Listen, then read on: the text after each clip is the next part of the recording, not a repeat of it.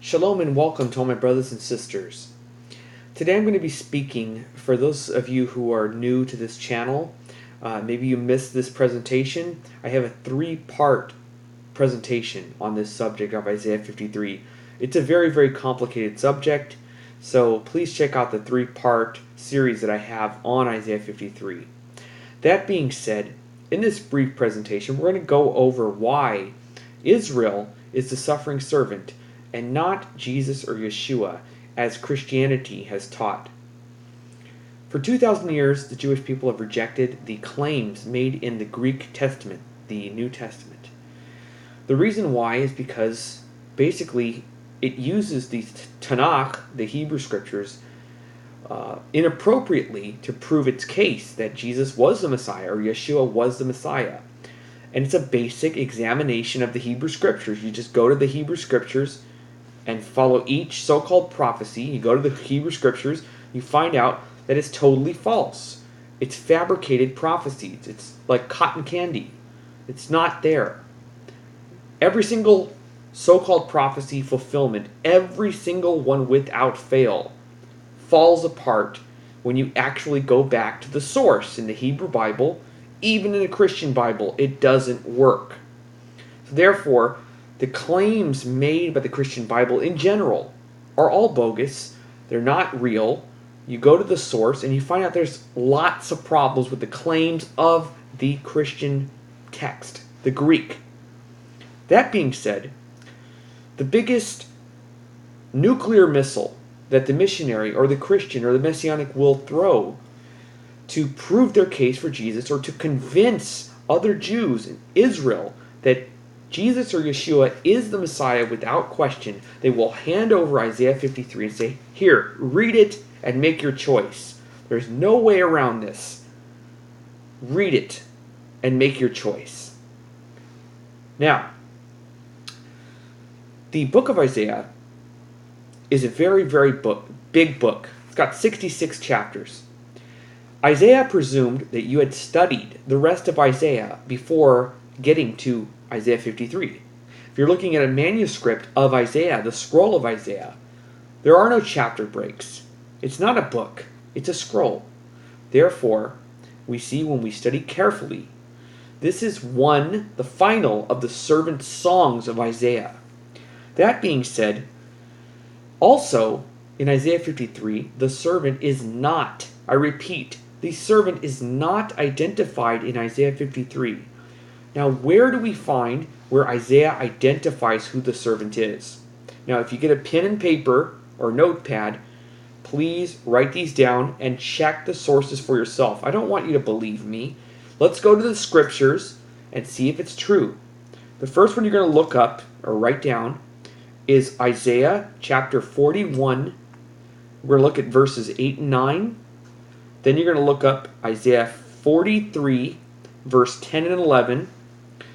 Chapter 44 of Isaiah, verses 1 through 2. And then verse 21. Then we're going to look at Isaiah 45, verse 4. And Isaiah 48, verse 20. Isaiah chapter 49, verse 3. Isaiah chapter 54, verse 16 and 17. This is just a handful of examples where Israel is declared as God's servant. It's over and over and over again. Okay? That being said, many Christians or missionaries will say, shockingly, even when reviewing this evidence, some Christians or Messianics or whatever will declare, look, that's very nice. I know Isaiah declares that Israel's a servant, but Isaiah 53 is different. It's very different. And I say, no, it's not. Because I don't need the book of Isaiah to prove that Isaiah is referred to in the singular and that they're the servant. So let's look at some examples where Israel is referred to in the singular. Okay? Israel in the singular. Exodus chapter 4, verse 22. And you shall say unto Pharaoh, thus says Yeshua, Israel is my son, my firstborn. It doesn't say Israel is my children. It says Israel is my son, my firstborn. Hosea chapter 8, verse 3. Israel has rejected the good. The enemy will pursue him. singular. Hosea chapter 11, verse 1. When Israel was a child, then I loved him, and I called my son out of Egypt. It doesn't say I called my children. It says I called my son out of Egypt. Singular, singular, singular. Hosea chapter 14, verses 5 through 6. Now again, I'm trying to show you that it's not just Isaiah that identifies Israel in the singular. You find it throughout the Hebrew Scriptures. Many, many times. And here come some more examples. Hosea chapter 14, verses 5 through 6. I will be like the dew to Israel. He will blossom like the lily, and he will take root like the cedars of Lebanon. His shoots shall sprout. His splendor will be like the olive tree, and his fragrance like the cedars of Lebanon. Psalms 130, verse 8. And he will redeem Israel and from all his sins. Jeremiah chapter 48, verse 27. Now was Israel a laughingstock to you, or was he caught up among thieves? For each time you spoke about him, you shook your head in scorn. Jeremiah chapter 50, verse 19. And I shall bring Israel back to his pasture, and he will graze in the Carmel and Bashan, and his desire will be satisfied in the hill country of Ephraim and Gilead. Exodus chapter 19, verse 2.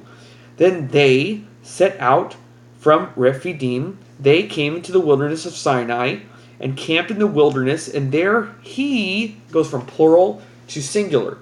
He, Israel, encamped in front of the mountain. In Exodus chapter 1, verses 10 through 12, Pharaoh says regarding the Jewish people, Israelites, come, let us deal wisely with him. It's usually mistranslated as them. That's not what it says in the Hebrew. It says, lest he increased. If there will be a war, he will join our enemies and fight against us and go up from the land. So they appointed taskmasters over him. Usually, again, this part's translated as them, to afflict him with hard labor. And he built for Pharaoh storage cities. It goes on and on. Him, his, him, he. There are many, many other examples in Tanakh that prove that Israel is often referred to in the singular form. Isaiah identifies Israel, the suffering servant, over and over and over again.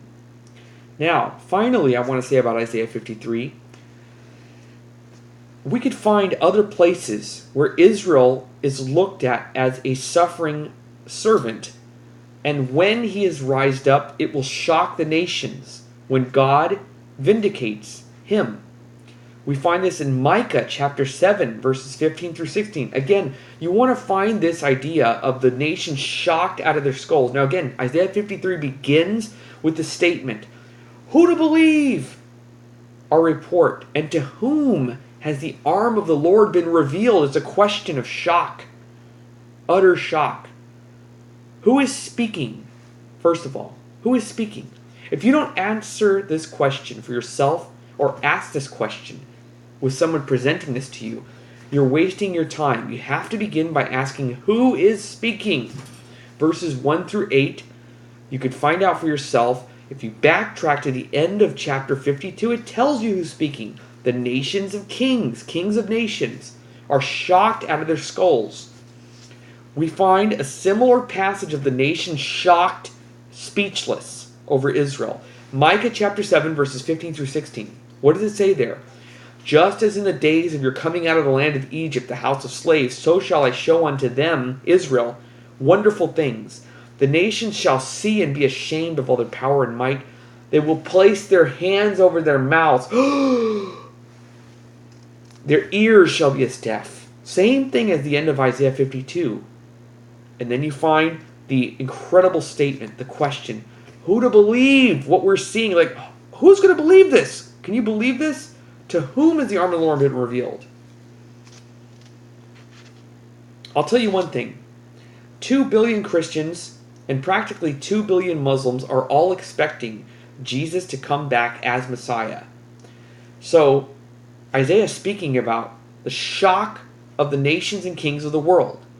It will not shock all the world if Jesus or Yeshua is the Messiah that comes back. Because that's exactly what they're expecting to come back.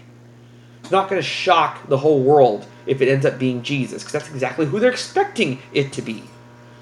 But it will shock the world if the Jews were always right about their theology, what we taught all through the centuries. Rejecting Christianity, rejecting other prophets, because they don't fall in line with the Hebrew Scriptures, with the Torah. So therefore, Isaiah 53 is speaking about the suffering servant, which is Israel, righteous Israel, not unrighteous Israel, Israel. Now it says in Isaiah 59 verse 20 that the Redeemer will come to those in Jacob. Anybody? Just any Jew? Even pieces of garbage like Rothschild and Bill Gates and other pieces of garbage crap? No. He will come to those in Jacob who turn from their transgressions, says the Lord. Righteous Israel, not unrighteous Israel. So we know and we wait for the time to come when this happens, when God vindicates Israel. And then through that, the rest of the world, the righteous of all the nations, yes, the good people of all the nations, will be saved as well. The wicked, the evil people that are wicked in their hearts, wicked to the core, they will be destroyed. Period. So we see in Isaiah chapter 2 that all the nations that survive, that are good, will say, "Come, let us go up to the mountain of God to learn the ways of God, because out of Mount Zion, out of Jerusalem, shall go forth" what? The law, which is the Torah. We see it over and over in Zechariah chapter 8 verse 23, the end result. In those days 10 men of every nation and tribe and tongue shall grab the clothing of a Jew and say, "Take us with you, because now we know that God is with you." I hope this was helpful. Again, to see the full presentation of Isaiah 53, because there's a lot more to be explained. Please look at my 3-part series if you're really serious about really looking into this. I have a 3-part series on Isaiah 53. It'll be very beneficial to you to watch each part, 1, 2, and 3. Again, subscribe today, and don't forget to hit the little bell button to be on notice for any new videos, which I have more to come. Shalom, and take care, and may Yeshua bless you. Blessed be his name always.